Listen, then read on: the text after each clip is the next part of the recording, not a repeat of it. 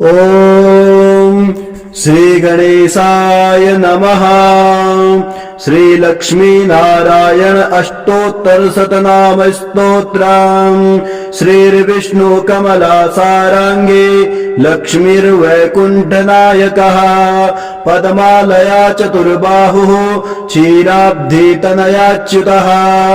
इंदिरा पुंडरीकाक्षा रमा गरुडवाहनः।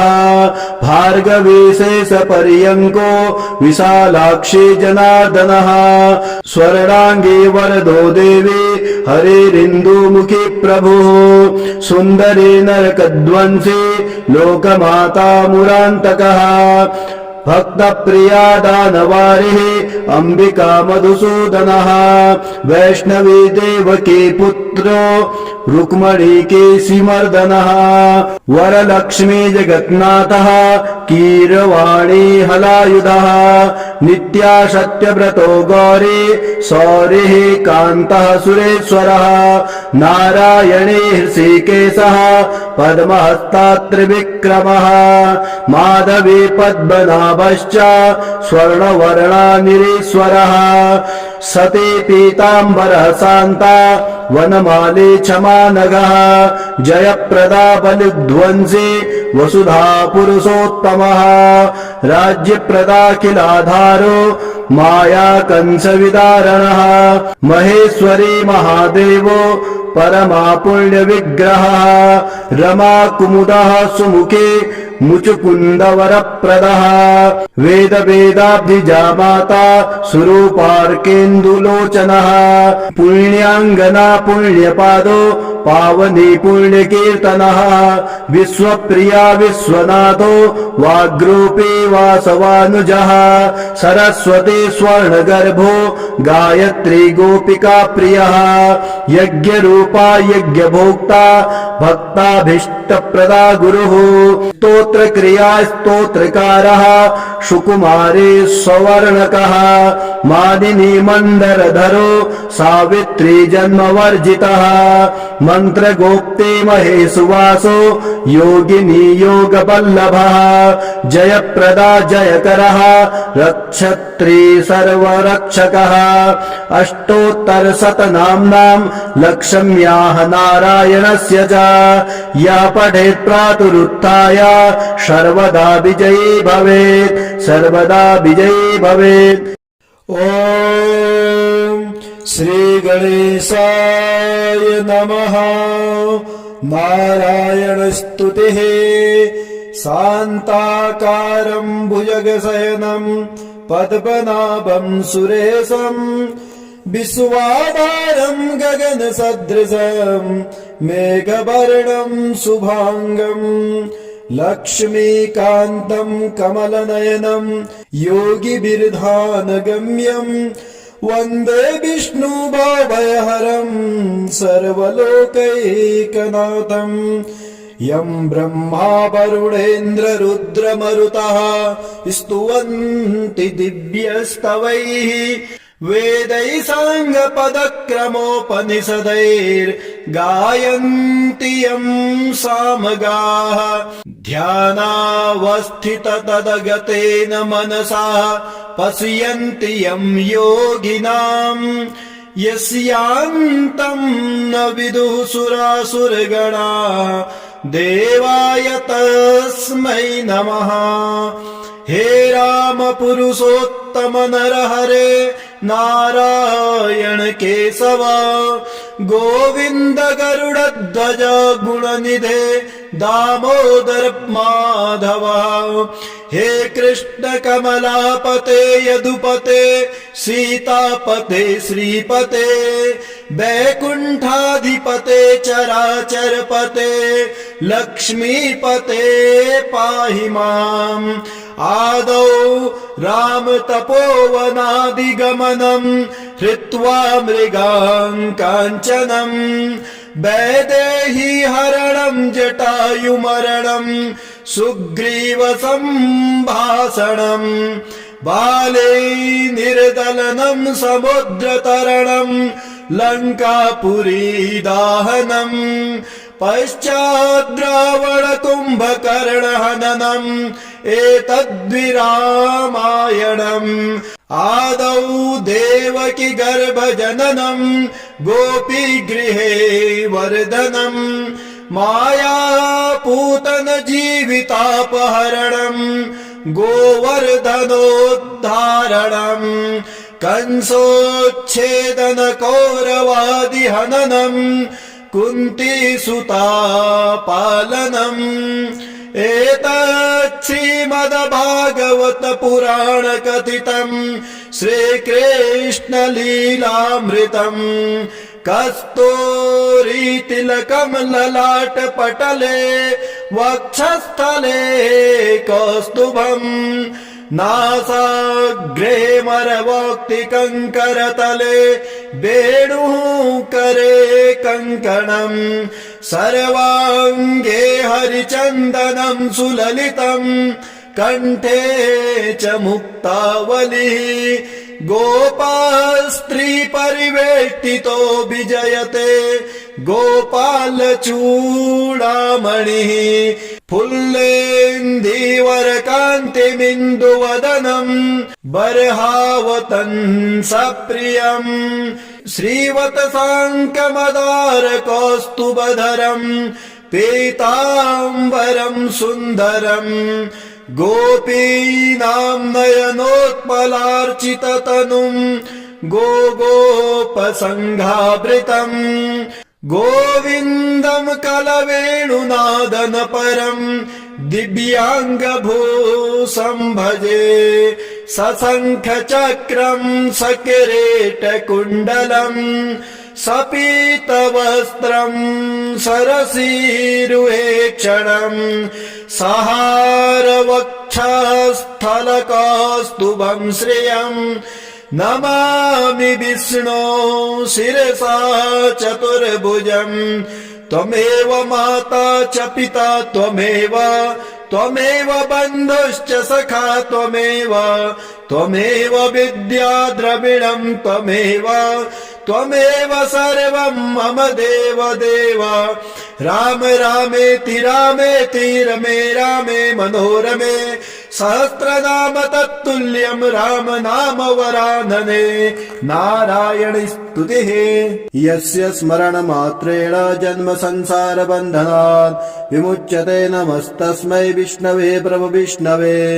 नमः समस्तभूतानामादिभूताय भूभृते अनेक रूप रूपाय विष्णवे प्रभु विष्णवे वैशम्पायन उवाच श्रुत्वा धर्मान् शेषेण पावनानि च सर्वशः युधिष्ठिरः शान्तनवम् पुनरेवाभ्यभाषत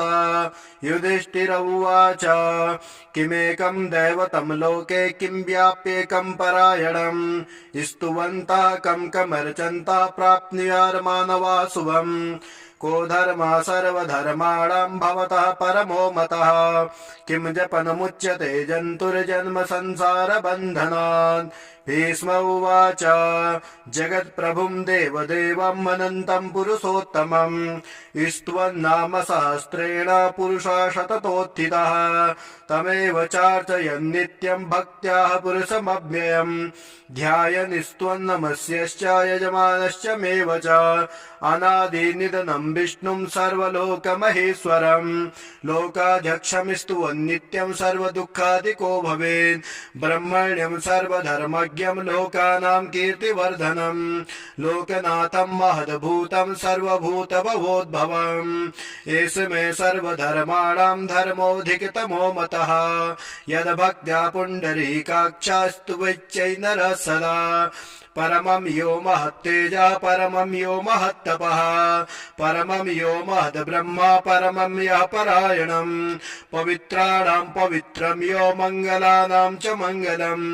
दैवतं दैवतानां च भूतानाभ्यो यः पिता यथा सर्वाणि भूतानि भवत्यादियुगागमे यस्मिश्च प्रलयं यान्ति पुनरेव युगक्षये तस्य लोकप्रधानस्य जगन्नाथस्य भूपते विष्णोर्नाम सहस्रम् मे शृणु पापभयापहम् यानि नामानि गौणानि विख्यातानि महात्मनः ऋषिभिः परिगीतानि तानि वक्ष्यामि भूतये ऋषिर्नाम सहस्रम मे वेदव्यासो महामुनि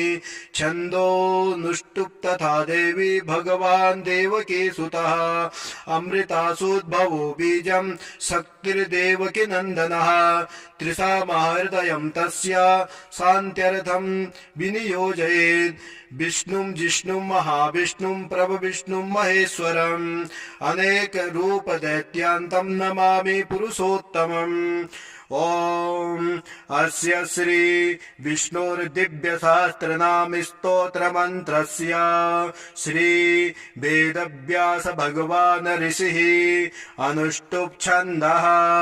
श्री महाविष्णु परमात्मा श्रीमन्नारायणो देवता अमृतासूद्भवो भानुरिति बीजं देवकी नन्दनः तृष्टेति शक्तिः उद्भवः क्षोभणो देवः इति परमो मन्त्रः शृङ्खभिन्नन्दकी चक्री कीलकम् सारङ्ग धन्वा गदाधरः इत्यास्त्रम् रथाङ्गपाणिरक्षोभ्य इति नेत्रम् त्रिसामा सामगः सामेति कवचम् आनन्द परब्रह्मेति योनिः ऋतुः सुदर्शनः कालः इति दिग्बन्धनः श्री विश्वस्वरूप इति ध्यानम् श्री महाविष्णुपीत्यर्थे सहस्रनाम स्तोत्र पाठे विनियोगः ॐ विश्वं विष्णुर्वषट्कारो भूतभव्यभवत्प्रभुः भूतकृद्भूतभृद्भावो भूतात्मा भूतभावनः भूतात्मा परमात्मा च मुक्तानां परमागतिः अव्ययः पुरुषः साक्षी क्षेत्रज्ञोऽक्षर एव च योगो योगविदां नेता प्रधान पुरुषेश्वरः नारसिंहवपुः श्रीमान् केशवः पुरुषोत्तमः सर्वः सर्वाशिवस्ताणुर्भूतादिनिधिरव्ययः सम्भवो भावनो भरता प्रभवः प्रभुरीश्वरः स्वयंभू शम्भुरादित्यः पुष्कराक्षो महास्वनाः अनादिनिधनो धाता विधाता धातुरुत्तमः अप्रमेयो ऋषिकेशः पद्मनाभो मरप्रभुः विश्वकर्मा मनस्तष्टा स्तविष्टा स्थिरो ध्रुवः अग्राह्य शाश्वतः कृष्णो लोहिताक्षः प्रतर्दनः प्रपूतस्त्रेककुब्धामं पवित्रं मङ्गलं परम् ईशानः प्राणदः प्राणो ज्येष्ठः श्रेष्ठः प्रजापतिः हिरण्यगर्भो भूगर्भो माधवो मधुसूदनः ईश्वरो विक्रमी धन्वी मेधावी विक्रमाक्रमः अनुत्तमो दुराधर्षः कृतज्ञः कृतिरात्मवान् सुरेशः शरणं शर्मा विश्वरेता प्रजाभवः संवत्सरो व्याला प्रत्ययः सर्वदर्शनः अजा सर्वेश्वरः सिद्धा सिद्धि सर्वाधिरच्युतः वृषा कपिमेयात्मा सर्वयोगिविनिः श्रितः वसुर्वसुमना सत्या समात्मा समितः समः अमोघा पुण्डरीकाक्षो वृषकर्मा वृषाकृतिः रुद्रो बहुशिरा बभ्रुर्विश्वयोनिः शुचिस्रवाः अमृतः शाश्वतस्थाणुर्वरारोहो महातपः सर्वगा सर्वविद्भानुर्विश्वक्सेनो जनार्दनः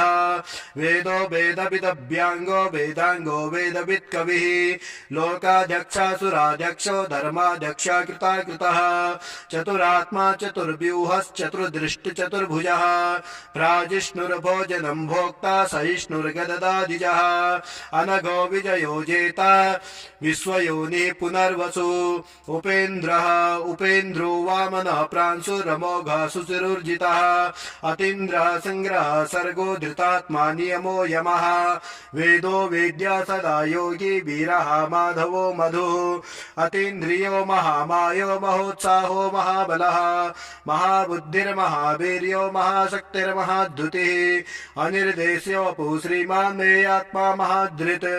महेशवासो वही भर्ता श्रीनिवासः सतां गतिः अनिरुद्धासुरानन्दो गोविन्दो गोविन्दाम्पतिः मरीचिर्दमनो हंसा सुवर्णो भुजगोत्तमः हिरण्यनाभा सुतपः पद्मनाभा प्रजापतिः अमृत्यो सर्वदिक्सिंहा सन्धाता सन्धिमानस्थिरः अजो दुर्मर्षणा शास्ता विश्रुतात्मा सुरारिः गुरुर्गुरुत्तमो धाम सत्यात्मा सत्य पराक्रमः निमिषो निमिषस्तग्भिर्वाचस्पतिरुदारतिः अग्रणीर्ग्रामणी श्रीमान् न्यायो नेता समीरणः सहस्रमूर्धा विश्वात्मा सहस्राक्षः सहस्रपात् आवर्तनो निवृतात्मा संवृता संप्रदर्दनः आसंवर्तको वह्निरनिलो धरणीधरः सुप्रसादा प्रसन्नात्मा विश्वदृग्विश्वविभुः सत्कर्ता सत्कृता साधुर्जयनुर्नारायणो नरः असंख्येयो प्रमेयात्मा विशिष्टा सृष्टिकिच्छुचिः सिद्धार्था सिद्धसंकल्पा सिद्धिदा सिद्धसाधनः वृषाहि वृषभो विष्णुर्वृषपर्वा वृषोदरः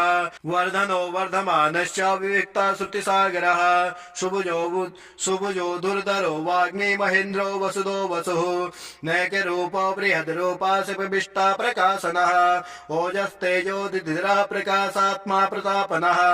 ऋद्धस्पष्टाक्षरो मन्त्रश्चन्द्रांशुर्भास्करद्युतिः अमृतासूद्भवो भानु शशबिन्दु सुरेश्वरः औषधं जगता सेतो सत्यधर्म पराक्रमः भूतभव्यभवत्नाथा पवनः पावनो नलः कामः कामकृत्कान्तः कामः कामप्रदः प्रभुः युगादिकृतयुगावर्तो नैकमायो महत्स्वनः अदृश्यो व्यक्तरूपश्च सहस्रजिदनन्तजित् इष्टो विशिष्टा सृष्टिष्टा शिखण्डी नहुसो वृषः क्रोधः क्रोधकृत्कर्ता विश्वबाहुर्महीधरः अच्युता प्रतिता प्राणा प्राणदो वासवानुजः अपां निधिरधिष्ठानमप्रमन्तः प्रतिष्ठितः स्कन्दः स्कन्दधरो दूर्यो वरदो वायुवाहनः वासुदेवो बृहद्भानुरादिदेवः पुरन्दरः अशोकस्तारणस्तारः शूरः शौर्यजनेश्वरः अनुकूला सता वर्ता पद्मिः पद्मनिवेक्षणः पद्मनाभो रवीन्द्राक्षः पद्मगर्भः शरीरभृद् मार्सवृद्धो वृत्तात्मा महोक्षो गरुडध्वजः अतुलः संभवो भीमा समयज्ञो हविर्हरिः सर्वलक्षणलक्षण्यो लक्ष्मीवान् समितिञ्जयः विक्षरो रोहितो मार्गो हेतुर्दामोदरः सः महीधरो महाभागो वेगवान् वितासनः उद्भवः क्षोभणो देवा श्रीगर्भः परमेश्वरः करणं कारणं कर्ता विकर्ता गहनो गुवः व्यवसाय व्यवस्थाना संस्थानास्तानदो ध्रुवः परर्दे परमः स्पष्टस्तुष्टा पुष्टा सुभेक्षणः रामो विरामो मार्गो नेयो नयो नयः वीरा शक्तिमतां श्रेष्ठो धर्मो धर्मविदुत्तमः वैकुंठा पुरुषा प्राणा प्राणः प्रणः पृथु हिरण्यगर्भा शत्रुघ्नो व्याप्तो वायुरथोक्षजः ऋतो सुदर्शनः काला परमेष्टि परिग्रह उग्रः संवत्सरो दक्षो विश्रामो विश्वदक्षिणः विस्तारः स्थावणस्ताणु प्रमाणं बीजमव्ययम् अर्थो नर्थो महाकोशो महाभोगो महाधनः अनिर्वाणास्तविष्टो भूर्धर्यूपो महामखः नक्षत्रनेमि नक्षत्री क्षमा क्षमा शमीहनः यज्ञैज्यो महीजश्च क्रतुसत्रासतां गतिः सर्वदर्शी विमुक्तात्मा सर्वज्ञो ज्ञानमुत्तमम् सुवृता सुमुखा सूक्ष्मा सुघोषा सुखदः सुहृत् मनोहरो जितक्रोधो वीरबाहुर्विदारुणः स्वापना सबसो व्यापी नैकात्मा नैककर्मकृत् वत्सरो वत्सी रत्नगर्भाधनेश्वरः धर्मभुक् धर्मकिद्धर्मी शतमक्षरमक्षरम् अभिज्ञाता सहस्रासुरविधाता कृतलक्षणः गवस्तनेमि सत्त्वस्ता सिंहो भूतमहेश्वरः आतिदेवो महादेवो देवेशो देवभृग्गुरो उत्तरो गोपतिर्गोप्ता ज्ञानगम्यः पुरातनः शरीरभूतभृद्भोक्ता कपीन्द्रो भूरि दक्षिणः सोमपोमृतपः सोमा पुरुजित पुरुषोत्तमः विनयो जयः सत्यसन्ध्यो दसारः सात्वतां पतिः जीवो विनतां साक्षी मुकुन्दो वितविक्रमः अम्भो निधिरनन्तात्मा महोदधिशयोऽन्तकः अजो महरः स्वाभाभ्योजिता मित्रा प्रमोदनः आनन्दो नन्दनो नन्दा सत्यधर्मा त्रिविक्रमः महर्षि कपिलाचार्य कृतज्ञो मेदिनीपतिः त्रिपदस्त्रिदशाध्यक्षो महाशृङ्गः कृतान्तकृत् महाबराहो गोविन्दासुसेना कनकाङ्गदी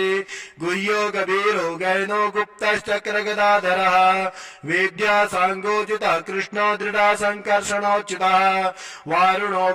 वारुणो वरुणो वृक्षा पुष्कराक्षो महामना भगवान् भगः नन्दीवनमाली हरायुधा आदित्यो ज्योतिरादित्या सहिष्णुर्गति सत्तमः शुधन्वाखण्ड परशुर्दारुणो द्रवणप्रदः द्विस्पृक् सर्वदिग्व्यासो वाचस्पतिरयो निजः त्रिसामः सामः निर्वाणम्भे सुजम्बिषग् सन्न्यासकृच्छमः शान्तो निष्ठा शान्तिपरायणः शुभाङ्गः शान्तिदातष्टा कुमुदा कुवलेशयः गोहितो गोपतिर्गोप्ता वृषभाक्षो वृषप्रियः अनिर्वर्ते निवृतात्मा संक्षिप्ता चेमकृच्छिवः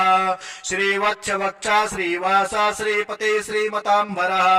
श्रीदा श्रीसा श्रीनिवासः श्रीनिधि श्रीविभावनः श्रीधरा श्रीकरा श्रेया श्रीमालोकत्रयाश्रयः स्वक्षा शङ्खसतानन्दो नन्दिर्ज्योतिगणेश्वरः विजितात्मा विधेयात्मा सत्कीर्तिर्चिह्न संशयः उदीर्णा सर्वतश्चक्षुरनीशा शाश्वतस्थिरः भूषयो भूषणो भूतिर्विशोकः शोकनाशनः अर्चिसमानर्चितः कुम्भो विशुद्धात्मा विशोद्धनः अनिरुद्धो प्रतिर्ता प्रद्युम्नो वितविक्रमः कालनेमिनिः वीरासौरिः सूरजनेश्वरः त्रिलोकात्मा त्रिलोकेशः केशवः केशिहा हरे कामदेवा कामपाला कामेकान्ता कृतागमः अनिर्देश्य पुरुर्विष्णुर्वीरोऽनन्तो धनञ्जयः ब्रह्मण्यो ब्रह्मकृत् ब्रह्मा ब्रह्म ब्रह्म विवर्धनम् ब्रह्मविद् ब्राह्मणो ब्राह्मी ब्रह्मज्ञो ब्राह्मण प्रियः महाकर्मो महाकर्मा महातेजा महोरगः महाकर्तुर्महायज्वा महायज्ञो महावीः स्तभ्यः स्तवप्रियः स्तोत्रम् स्तुति स्तोत्रावरण प्रियः पूर्णा पूरयिता पुण्या पूर्णकीर्तिरनामयः मनोजवस्तीर्थकरो वसुरेता वसुप्रदः वसुप्रदो वासुदेवो वसुर्वसुमना हविः सद्गति सत्कृति सत्ता सद्भूति सत्परायणः शूरसेनो युधश्रेष्ठा सन्निवासा सुयामुनः भूता वासो वासुदेवा सर्वासु निलयो नलः दर्पः दर्पतो दीप्तो दुर्धरोत्तापराजितः विश्वमूर्तिर्महामूर्तिर्दीप्तमूर्तिरमूर्तिवान् अनेकमूर्तिरव्यक्ता सतमूर्ति सताननः एको नैकासवाकः किं यत्तत्पद्मनुत्तमम् लोकबन्धुर्लोकनाथो माधवो भक्तवत्सलः सुवर्णवर्णो हेमाङ्गो वराङ्गश्चन्दनाङ्गदिः वीरः विषमा सूर्यो धृताशीलश्चलाचलः अमानी मानदो मान्यो लोकस्वामी त्रिलोकदृग् सुमेधा मेजुदो धन्या सत्यवेदाधराधरः तेजो वृक्षो दिद्वरः सर्वशस्त्रवृताम्बरः उपग्रहो निग्रहो व्याघ्रो नैकशृङ्गो गदाग्रजः चतुर्मूर्तिर्चतुर्भावश्चतुर्व्यूहश्चतुर्गति चतुरात्मा चतुर्भावश्चतुर्वेद विदेकपात् समावर्तो निवृतात्मा दुर्जन्यो दुतविक्रमः दुर्लभो दुर्गमो दुर्गो दुरावासो दुरारिः शुभाङ्गो लोकसाराङ्गा सुतन्तुस्तन्तुवर्धनः इन्द्रकर्मा महाकर्मा कृतकर्मा कृतागमः उदवः सुन्दरः सुन्दो रत्नाभासुलोचनः अर्को वाजसनः शृङ्गी जयन्ता सरविजयी सुवर्णबिन्दुरक्षोभ्यः सर्ववागेश्वरेश्वरः महार्दो महागर्तो महाभूतो महानिधिः कुमुदः कुन्दरः कुन्दः पर्जन्योपावनो निरः अमृतासोऽमृतवपुः सर्वज्ञः सर्वतोमुखः सुलभः सुवृता सिद्धा शत्रुदिच्छत्रुतापनः न्यग्रोधो धुन्धरो स्वत्थश्चाणुरान्ध्रनिषूदनः सहस्रार्थे सप्तजीवा सप्तादौ सप्तवाहनः अमूर्तिरनघो चिन्त्यो भयकृत् भयनाशनः अणुर्बृहत्कृतस्थूलो गुणभृन्निर्गुणो महान् आदृता सदृता साक्षात् प्रागवंशो वंशवर्धनः भारभीत्कत्तो योगी योगी सा सर्वकामदः आश्रमाश्रमणा सामा सुवर्णो वायुवाहनः धनुर्धरो धनुर्वेदो दण्डो दमयितां दमः अपराजिता सर्वसहो नियन्ता नियमो यमः सत्त्वान् सात्विकः सत्या सत्यधर्मपरायणः अभिप्राया प्रियारोह प्रकृत्येति वर्धनः विहाय सगतिर्ज्योति सुरुचिर्हुत विभो रविर्विलोचनः सूर्यो सविता रविलोचनः अनन्तो हुत भुग्भोग्धा सुखदो नैकृजो गृजः अनिर्वाणा सदा मर्षि लोकाधिष्ठानमद्भुतः सनातमः कपिरः कपिरव्ययः स्वस्तिदः स्वस्तिकिः स्वस्ति स्वस्ति भुक् स्वस्ति दक्षिणः आराद्रा कुण्डली चक्रे विक्रमर्जुत्सासनः शब्दातिका शब्दसः सुशीरः सर्वरीकरः अक्रूरापेशलो दक्षो दक्षिणा दक्षिणाम्बरः विद्वत्तमो वेतभयः पुण्यः श्रवण कीर्तनः उत्तारणो दुष्कृतिः पुण्यो दुःस्वप्ननाशनः वीरः रक्षणः सन्तो जीवनः पर्यवस्थितः अनन्तरूपादन्तस्यर्जितमन्युर्भयापः चतुरस्तो गभीरात्मा विदिशो व्यादिशो दिशः अनादिर्भूर्भुवो लक्ष्मी सुवीरो रुचिराङ्गदः जन्नो जन्मनादिर्भीमो भीम पराक्रमः आधार निलयो धाता पुष्पः स प्रजागरः ऊर्ध्वङ्गः सदपदाचारः प्राणदः प्रणः प्रणः प्रमाणं प्राणनिलयः प्राणभृत् प्राणजीवनः तत्त्वं तत्त्वविदेकात्मा जन्म मृत्युजरादिगः भूर्भुवः स्वतरस्तारा सविता प्रपितामहः यज्ञो यज्ञपतिर्यज्वा यज्ञाङ्गो यज्ञवाहनः यज्ञभृद् यज्ञकृद् यज्ञे यज्ञभुग् यज्ञसाधनः यज्ञान्तकृति यज्ञगुह्यामन्मन्नाद एव च आत्मयोनि स्वयं जातो वैखानः श्यामगायनः देवकी नन्दनः तष्टाचिते सह पापनाश शङ्खभृन्नन्दकी चक्रे सारंग धन्वा गदाधरः रथांग पाणिरक्षोभ्यः सर्वप्रहरणायुधः ॐ नमः इति वनमाले गदी सांगे शंखे चक्रे च नंदिके श्रीमान नारायणो विष्णुर्वासुदेवोऽभिरक्षतु भीष्म उवाच इदं कीर्तनीयस्य केशवस्य महात्मनः नाम्ना सहस्रं दिव्यानाम् अशेषेण प्रकीर्तितम् यैदं शृणुया नित्यं यश्चापि परिकीर्तयेत् नाशुभं प्राप्नुयात् किञ्चित् सौमुत्रेह च मानवः वेदान्तको ब्राह्मणः स्यात् क्षत्रियो विजयी भवेत् वैश्यो धन समृद्धा स्यात् शूद्रो सुखमवाप्नुयात् धर्मार्थे प्राप्नुयात् धर्मामर्थार्थे चार्थमाप्नुयात् कामान् प्राप्नुयात् कामे प्रजार्थे प्राप्नुयात् प्रजान् भक्तिमानाय सदोत्थाय सुरुचिर्गतिमानसः सहस्रं वासुदेवस्य नाम्नामेतत् प्रकीर्तयेत् यसा प्राप्नोति विपुलं ज्ञाति प्राधान्यमेव च अचलां श्रेयवाप्नोति श्रेयः प्राप्नोति नोत्तमम् न वयं क्वचिदाप्नोति वीर्यं तेजश्च विन्दति भवत्यरोगो दुतिमान् बलरूप गुणान्वितः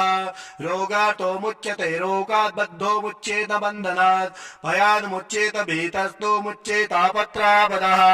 दुर्गाणि त्रस्तासु पुरुषा पुरुषोत्तमम् स्तुवन्नाम सहस्रेण नित्यं भक्ति समन्वितः वासुदेवाश्रयो मर्त्यो वासुदेव परायणः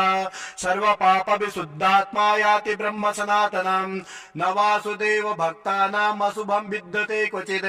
जन्म मृत्युजरा व्याधि भयं नैवोपजायते इमं स्तुवन् मदीयाना सद्दा भक्ति समन्वितः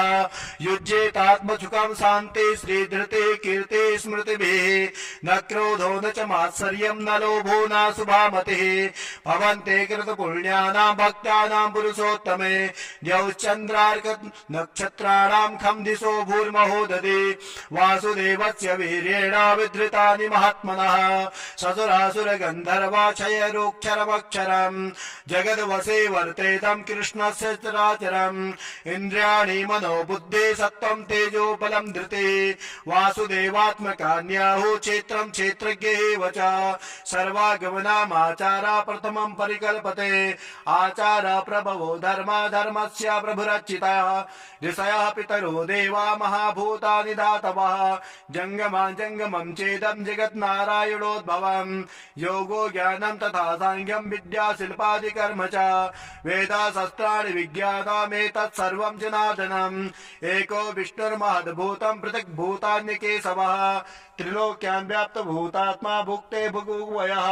इमं स्तुवन् भगवतो विष्णुर्व्यासेन कीर्तितम् परपठेद् यः इच्छेत् पुरुषः श्रेयः प्राप्त सुखानि च विश्वेश्वरमजं देवं जगतः प्रभुवाप्ययम् भजन्ति ये पुष्कराक्षं न ते यान्ति पराभवम्।